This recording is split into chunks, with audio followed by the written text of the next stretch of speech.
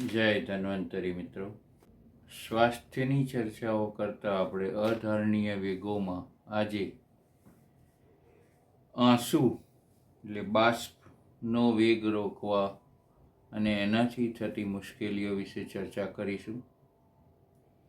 તો મારી ચેનલને સબસ્ક્રાઈબ કરશો, વિડીયોને લાઈક કરશો અને તમારા મિત્ર વર્તુળમાં આ વિડીયો શેર કરશો. મિત્રો,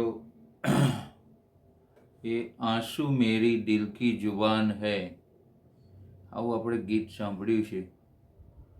વ્યક્તિની ભાવનાઓ, લાગણીઓ, હર્ષ અને શોક, આ બધી સ્થિતિઓમાં આંખોથી જે એક પ્રકારનું પ્રવાહી બહાર આવે છે અને આપણે આંસુ કહીએ છીએ, ટીયર્સ. અને આ પણ અધારણીય વેગ છે જેને રોકવો ન જોઈએ. કારણ કે ઘણી બધી લાગણીઓ આપણને આદાન પ્રદાન, આંસુ બહાર આવી ગયા પછીથી મન અને આંખો હળવી બને છે. તો ક્યારે આંસુનો વેગ રોકવો ન જોઈએ એવું આયુર્વેદ કહે છે. આંસુ આંખનો સ્વાભાવિક સ્ત્રાવ છે જે નિયમિત સ્ત્રવીને આંખની કલાને ભીની અને ચિકાસયુક્ત રાખે છે. લગભગ 10-12 નળીઓમાં વિભાજિત થયેલી આ સ્નિગ્ધ કલા જે આંખને સ્નિગ્ધ રાખવાનો પ્રયત્ન કરી રહી છે, એ આગળ જતાં એક અશ્રુવાહી નલિકામાં મળીને આંસુ રૂપે બહાર આવે છે.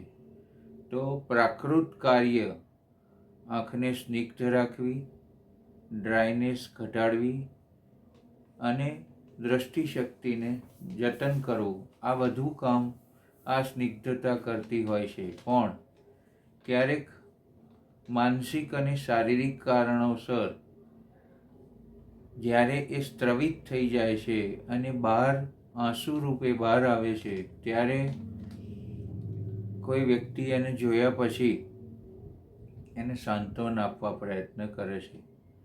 તો ઘણીવાર ઘણી બધી માનો અભિઘાત જ વેદનાઓને શાંત કરવા માટે આપણે એવું કહેતા હોઈએ છીએ કે એમને રોઈ લેવા દો.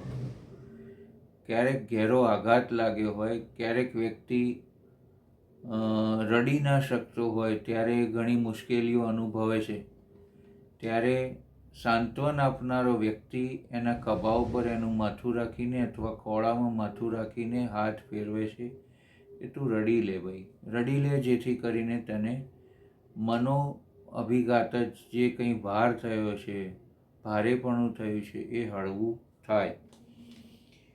આ જે આપણી લૌકિક ક્રિયાઓ છે, જીવનશૈલીનો એક ભાગ છે, એ પણ એટલો અગત્યનો છે. અને એવી મુશ્કેલીઓનું નિર્માણ થાય છે જો એને રોકવામાં આવે તો.